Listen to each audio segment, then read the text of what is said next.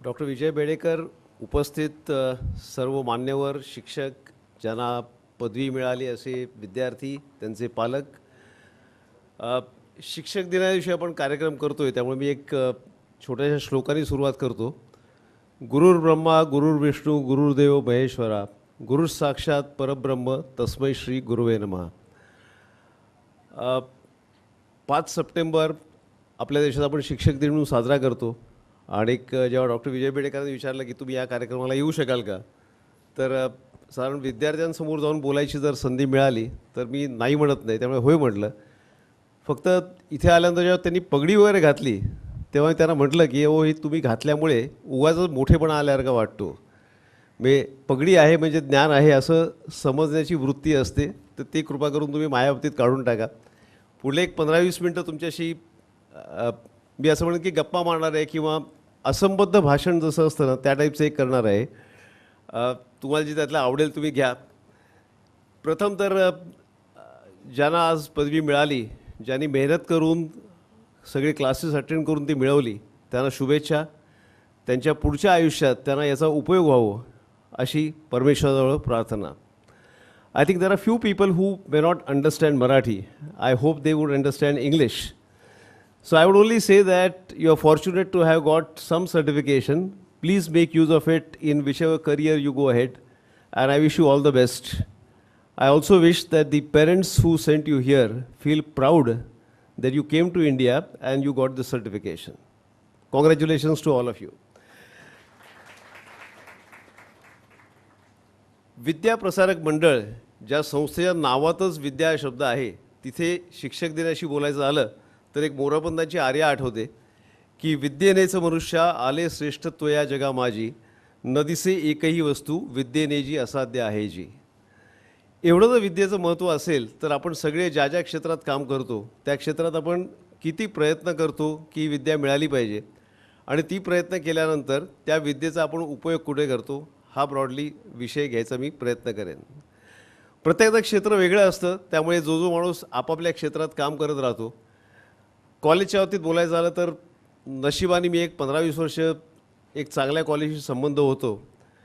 त्या कॉलेजला जेव्हा मी प्रथम विद्यार्थी म्हणून होतो, त्यानंतर लेक्चरर म्हणून जॉईन झालो, तेव्हा तिथले आमचे हेड ऑफ द डिपार्टमेंट होते. त्यांनी मला त्यांना मी भेटायला गेलो की बस सर तुम्ही काय मला सूचना कराल, कारण मी त्यांचा विद्यार्थी पण होतो आणि नंतर त्याच कॉलेजला शिकवायला पण जॉईन झालो होतो.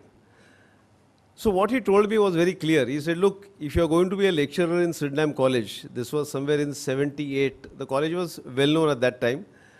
He said the only thing that you have to remember is when you enter the class, you should know 200% of what even the students are not expected to know. त्यांनी सांगितलेली डेफिनेशन इतकी मोठी होती की तुम्ही वर्गात जेव्हा जाता त्या विद्यार्थ्यांना अपेक्षा पण नसेल इतक्या गोष्टींचं तुम्हाला 200% ज्ञान जर असेल तर तुम्हाला वर्गामध्ये कधीच त्रास पडणार नाही. मात्र हे जर नसेल तर मग वर्गात स्टॅम्पिंग होणं, वर्गात आवाज करणं, शिट्या ऐकणं, या सगळ्या गोष्टी होऊ शकतात. या कॉलेजला होतात की नाही मला माहीत नाही, परंतु ह्या गोष्टी कॉमन धरल्या जातात, निदान त्यावेळी तरी असायच्या. मला जाणीव आहे की मी शिक्षकांसमोर बोलतो आहे, परंतु ज्या गोष्टी रिॲलिस्टिक समाजात असतात त्याची जाणीव करून घेऊन त्यासंबंधी आपण काय करतो याचा विचार करणं जास्ती आवश्यक असतं. आणि हा विषय घेतल्यामुळे एक छोटीशी पटकन गोष्ट सांगतो. ही क्रिएटेड गोष्ट आहे की सिडनॅम कॉलेजमध्ये जेव्हा एक काहीतरी डिबेट्स असतात, तसं एक डिबेट होतं की आई श्रेष्ठ का शिक्षक श्रेष्ठ. आणि प्रिन्सिपलने एक मुलांचे 2 ग्रुप्स केले. एका ग्रुपला सांगितलं तुम्ही आईच्या बाजूनी बोलायचं, दुसऱ्या ग्रुपला सांगितलं तुम्ही शिक्षकांच्या बाजूनी बोलायचं. बरंच आर्ग्युमेंट झालं, पण शेवटी प्रिन्सिपलने सांगितलं की आता एक शेवटचं आर्ग्युमेंट करा. तर जो ग्रुप म्हणजे आईच्या बाजूनी होता, ते सांगितलं की आई आपल्याला सगळं शिकवते, या जगात आल्यानंतर चालायचं कसं, बोलायचं कसं, वागायचं कसं शिकवते. शिक्षकांच्या बाजूनी जो ग्रुप बोलत होता त्यांनी सांगितलं की नाही, शिक्षक आपल्याला वेगवेगळ्या विषयातलं टेक्निकल नॉलेज देतात, त्यामुळे ते सर्वात जास्ती महत्त्वाचे. प्रिन्सिपल म्हटले आता एक शेवटचं तुम्हाला संधी देतो, एकच काहीतरी आर्ग्युमेंट सांगा आणि तिथे आपला वाद संपेल. तर जो ग्रुप आईच्या बाजूने होता त्यांनी सांगितलं की आईचं महत्त्व एवढं मोठं आहे की आई जेव्हा एखादी अंगाई गीत गाते तेव्हा मुलगा ऐकता ऐकता, मुलगा मुलगी ऐकता ऐकता शांतपणे झोपून जातो. जो ग्रुप शिक्षकांच्या बाजूने होता ते म्हणलं की ह्याच्यात तर काहीच नाही. जेव्हा शिक्षक बोलायला लागतात त्या पुढली 45 मिनटं समोर काय चाललं आहे त्यांना कळत नाही. यातला लाईटर भाग सोडला तरी आजकाल कॉलेजमध्ये गेल्यानंतर, आणि हे मी स्वतः 15 वर्ष शिकवल्यानंतर बोलतोय, कॉलेजमध्ये गेल्यानंतर कॉलेजमध्ये शिकवतानाची वृत्ती आणि मुलांची घ्यायची वृत्ती, या ज्या दोन गोष्टी आहेत त्याची कुठेतरी सांगड घालणं आवश्यक आहे. ही सांगड जर नसेल तर हे नुसतं मेकॅनिकल अटेंडन्स होतो. त्या मेकॅनिकल अटेंडन्सनंतर परीक्षा पास होता येतात. बरीचशी मुलं हुशार असतात त्यामुळे ते अभ्यास करून पास होतात. पण शेवटी हा जो कोर्स आपण केला की या कोर्समध्ये आपण जे शिकलो ते आपण का शिकलो याला जर आपण महत्त्व दिलं तर मला पुढच्या आयुष्यात त्याचा जास्ती उपयोग होतो. बऱ्याच वेळा वर्गात शिकताना किंवा शिकवताना एखादी गोष्ट आपण कशी करतो याला जास्ती महत्त्व असतं. त्याच्यावेळी ती गोष्ट आपण का करतो याला जर महत्त्व दिलं तर म्हटलं त्याचा प्रचंड उपयोग होतो. मी माझ्या विषयात बोलायचं म्हटलं तर मी एवढंच म्हणेन की कॉमर्स विषयातली BCom झालेली मुलंसुद्धा आमच्याकडे आर्टिकल्स करायला जेव्हा येतात आणि त्यांना मी पहिल्या दिवशी सांगतो बाबा बँक रिकन्सिलेशन करून दाखवा. इथले जे कॉमर्सचे असतील त्यांना माहिती असेल की परिस्थिती काय आहे ती. साधारणपणे 50% मुलांना बँक रिकन्सिलेशन करता येत नाही. ग्रॅज्युएट झालेला मुलगा किंवा मुलगी, चांगले मार्क मिळालेले 80% मार्क, हल्ली मार्कांचा रती बसतो, 80% मिळालेले मार्क, आणि अशा मुलाला जर बँक रिकन्सिलेशन करता येत नसेल तर त्या मुलाच्या डिग्रीचा समाजाला काहीही उपयोग नाही. याचा अर्थ मी निगेटिव्ह बोलतोय असं नाही आहे, परंतु आपण जे शिकतो, आपण जी डिग्री मिळवतो की आपण जी पदवी मिळवतो त्या पदवीचा आपल्या रोजच्या जीवनात आपल्याला कसा उपयोग करून घेता येईल, आणि ही पदवी मिळवताना आपण अभ्यास का केला याच्यावर आपण लक्ष देऊ शकलो तर माझा उपयोग जास्ती होईल. आज मला आपल्याला एवढंच सांगायची इच्छा होते की तुम्ही जे काही शिकलात त्या शिक्षणाचा उपयोग तुम्हाला पुढे कसा करून घेता येणार आहे, हे तुम्ही का शिकलायत आणि याचा उपयोग इतरांसाठी तुम्ही कसा करू शकता याचा विचार केला तर उपयोग बराच चांगला होतो. आता येताना मी पार्ल्याहून आलो. तिथे एक अशी पार्ल्यात एका ठिकाणी असं एक बिल्डिंगचं बांधकाम चालू आहे. ते एका बिल्डिंगच्या बाहेर त्या बिल्डरने असं एक होर्डिंग लावलं होतं आणि त्या होर्डिंगमध्ये असं लिहिलं होतं की the quality of your expectations will decide the quality of our product. वाक्याचा विचार करा. The quality of your expectations will decide the quality of our product. मला असं वाटतं की समाजात वागताना बऱ्याचशा ठिकाणी ही गोष्ट सर्वतः लागू होते. बरीच माणसं हुशार असतात, बऱ्याच माणसांना सगळं माहिती असतं, पण समोरच्यानी अपेक्षा जास्ती ठेवली तर त्यातलं बेस्ट बाहेर येतं. अन्यथा बऱ्याच वेळा लोअर लेवललाच गोष्टी सेटल होतात. त्यामुळे तुम्ही जे काय शिकलाय त्या शिकण्याचा बेस्ट वापर कसा करता येईल असं करून तुम्ही जर सुरुवात केलीत तर त्यातनं सर्वात चांगल्या गोष्टी जास्ती बाहेर येतात. आपण मॅनेजमेंट या विषयावर इथे बोलतोय की मॅनेजमेंटची इन्स्टिट्यूट आहे म्हणून एक पीटर ड्रकरचं वाक्य आठवतं. The business grows only to the extent the top management allows it to grow. The bottleneck after all is at the neck of the bottle. हा जो विचार केला तर आपण आपापल्या क्षेत्रात बऱ्याचशा ठिकाणी टॉपला असतो आणि आपण बऱ्याच वेळा समाजाला किंवा इतरांना किंवा बाजूच्या लोकांना त्याच्यावर काहीतरी दोषारोप करत असतो. पण आपण जर उलटी सुरुवात केली की मी काय करतोय, माझ्या हातून काय काम होत आहे, की जे काम मी करतोय ते सर्वात चांगलं होत आहे का, तर माझा प्रयत्न भरपूर चांगले होऊ शकतात आणि त्याचा उपयोग इतरांना चांगला होऊ शकतो. पुष्कळ आपण जेव्हा असं ऐकतो की समाजासाठी काहीतरी केलं पाहिजे, म्हणजे बऱ्याच वेळा असा समज असतो की आपलं काम सोडून आपण काहीतरी दुसरी गोष्ट केली पाहिजे. मला वाटतं असं नाही आहे. आपण जे स्वतः काम करतो ते जर आपण इतक्या चांगल्या प्रकारे केलं की त्याच्यात कुठेही खोट निघणार नाही, ते काम सर्वात सुंदर आणि चांगलं असेल आणि ज्याच्यासाठी आपण ती सर्व्हिस प्रोव्हाइड करतो त्याचा उपयोग होईल, तर ही पण एक मोठी समाजसेवा म्हणायला हरकत नाही. तर साधं कारण असं आहे की साध्या साध्या गोष्टी जर लोकांनी चांगल्या प्रकारे करायला ठरवल्या तर आपली ओव्हरऑल एफिशियन्सी चांगली होऊ शकते आणि जेव्हा आपली ओव्हरऑल एफिशियन्सी चांगली होईल तेव्हा समाज सुधारणं ही काय गोष्ट फार लांब राहत नाही. आणि बऱ्याचशा ठिकाणी समाज म्हणजे काय, आपापल्या घरातून समाज सुरू होतो ना. आज शिक्षक दिन आहे म्हणून फक्त एक मानतो की मी ज्या शाळेत शिकायला होतो पार्लेट एक विद्यालय, तिथे नीरज सहस्रबुद्धे म्हणून आमचे एक प्रिन्सिपल होते. त्या क्षेत्रात त्यांचं अतिशय चांगलं नाव होतं. ते कधी कधी विनोदाने म्हणायचे की बऱ्याच वेळा शिक्षक दिन असा असतो की शिक्षक हा किती दीन झाला आहे हे समाजाला दाखवून देणं. स्वतः प्रिन्सिपल असलेली व्यक्ती ज्यांचा मान्यता प्राप्त देशात होती अशी व्यक्ती जेव्हा असं बोलायची, आणि हे कधी 75 ते 80 साली, त्याच्यानंतर आता किती 40 वर्ष झाली. हा जो विरोधाभास असतो त्या विरोधाभासाचं कारण असं की प्रत्येकाला असं वाटतं की आपलं काम फक्त शिकवण्याचं आहे, त्याच्या पुढे आपलं काही काम नाही. मुलांना असं वाटतं की माझं काम फक्त वर्ग अटेंड करण्याचं आहे, ते मी का अटेंड करतोय, ते मी का शिकतोय याचा विचार करण्याचं माझं काम नाही. म्हटलं दोन्हीकडनं ह्या गोष्टी थोड्याशा पुढे जाणं आवश्यक आहे. हा जो मीटिंग पॉईंट आहे तो मीटिंग पॉईंट अजून जरा वरच्या लेवलला येणं आवश्यक आहे. 75% अटेंडन्स झाला की परीक्षेला बसता येतं, कमी अटेंड झालं तर बसता येत नाही, मग त्याला काही AT-KT लागते, अमुक बऱ्याच गोष्टी असतात त्याच्यात.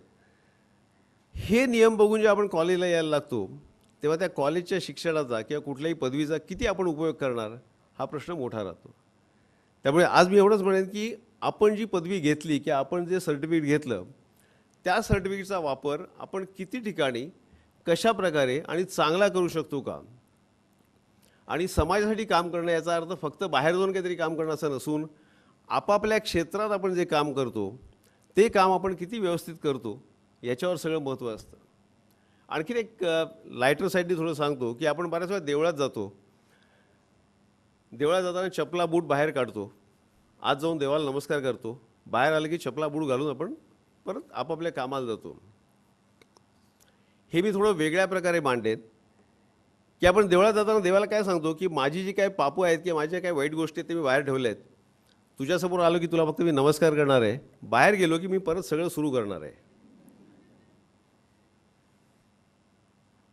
गोष्ट साधी आहे, पण याचा विचार तुम्ही जर वेगळ्या प्रकारे केलात की देवासमोर गेलं की पूर्ण प्रामाणिकपणा, पण आपापल्या क्षेत्रामध्ये आपापल्या व्यवसायामध्ये किंवा आपापल्या कामामध्ये जेवढं मिक्सचर करता येईल तेवढं करायचं, प्रामाणिकपणे काम करायचं नाही, या वृत्तीने आपलं नुकसान होतं. सुरुवातीला वेळे बेडेकर म्हणले की बा आपण देशासाठी काहीतरी केलं पाहिजे, मला एवढंच म्हणायचं की देशासाठी काहीतरी करणं म्हणजे जाऊन कुठे भाषणं करणं नसतं किंवा बाहेर जाऊन काहीतरी मोठं काम केलं पाहिजे असं नसतं. आपापल्या क्षेत्रामध्ये आपापलं काम जर 101% एफिशियन्सीने आपण केलं तर देश पुढे यायला वेळ लागत नाही. हे जोपर्यंत आपण आपल्या अंगात बाळगत नाही तोपर्यंत किती पण भाषणं ऐकली, किती पण कार्यक्रम अटेंड केले तर त्यांनी काही फरक पडत नाही. शेवटी फक्त एक छोटी गोष्ट सांगतो तिथे आटपतो. हिंदीमध्ये तुलसी रामायण आहे, त्याच्यात सुंदरकांड म्हणून एक जो भाग आहे त्याच्यात भगवान हनुमान त्यांनी हनुमानच म्हटलं आहे, त्याचं त्यांनी वर्णन केलं आहे आणि त्यांनी म्हटलं आहे की भगवान हनुमान हे अतिशय अतिचतुर होते. तुलसी रामायणमध्ये सुंदरकांडमध्ये हनुमानांचं जे वर्णन केलं आहे की हनुमान हे अतिचतुर होते आणि पुढे जाऊन ते असं म्हणतात की हनुमान अतिचतुर होते. तर चतुर म्हणजे कोण, तर चतुर म्हणजे तो माणूस किंवा ती व्यक्ती जे कुशाग्र आहेत, कुशल आहेत, कर्मठ आहेत आणि कोमल पण आहेत. म्हणून प्रत्येक शब्द महत्त्वाचा आहे. कुशाग्र याचा अर्थ बारीक बारीक गोष्टीतून सुद्धा मोठ्या गोष्टी करू शकतात, प्रत्येक गोष्टीचा वापर अतिशय चांगल्या प्रकारे करू शकतात, ही कुशाग्रता आहे. कुशलता ही नेहमी आपापल्या क्षेत्रात आपण आपली कामं कशी करतो याच्यावर अवलंबून असते, त्यामुळे कुशल आहेत. कर्मठ याचा अर्थ रागावणं नव्हे, कर्मठ याचा अर्थ आपल्या कार्यावरची आपली भक्ती आणि निष्ठा ही पूर्णपणे बाळगून ते कार्य आपण कसं चांगलं करतो याला कर्मठ म्हटलं पाहिजे. आणि कोमल याचा अर्थ की हे सगळं जरी असलं तरी तुम्ही ज्या समाजात काम करता त्या समाजातल्या इतर व्यक्तींसाठी तुमच्या हृदयात कोमलता आहे की नाही, ज्याला इंग्रजीत आपण एम्पथी म्हणू शकू, ती जर असेल तर तुम्ही चतुर म्हणता येईल.